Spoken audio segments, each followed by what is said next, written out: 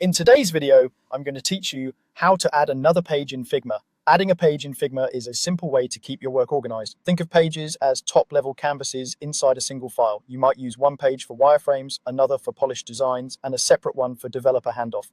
Let's walk through it together so you can move quickly and stay tidy. First, open your browser and head to figma.com. You'll land on your Figma home. From here, you want to get to the project that contains the file you're working on. Click All Projects to see everything in your workspace grouped by project. This view makes it easy to find what you need, especially if you're collaborating across multiple files. Next, select the project you want to work with and click to open it.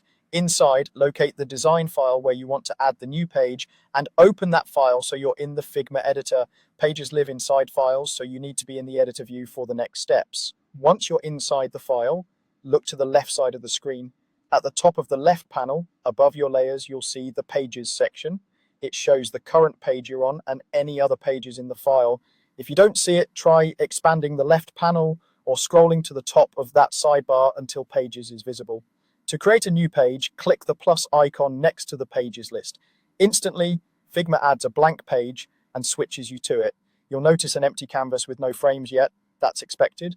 Each page is its own clean slate, which helps you keep exploration separate from final screens. Now give the page a clear name. Double-click the page name in the pages list to rename it, then type something descriptive. Good naming saves time later. Try labels like wireframes, explorations v2, mobile handoff, or archive.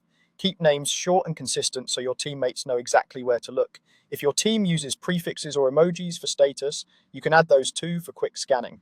A few tips to keep things smooth.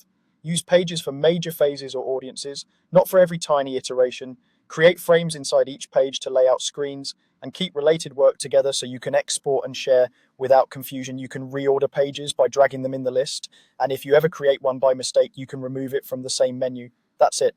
You went to Figma, opened your project and file, found the Pages panel, clicked the plus icon, and named your new page. You're ready to design with a cleaner, more organized file.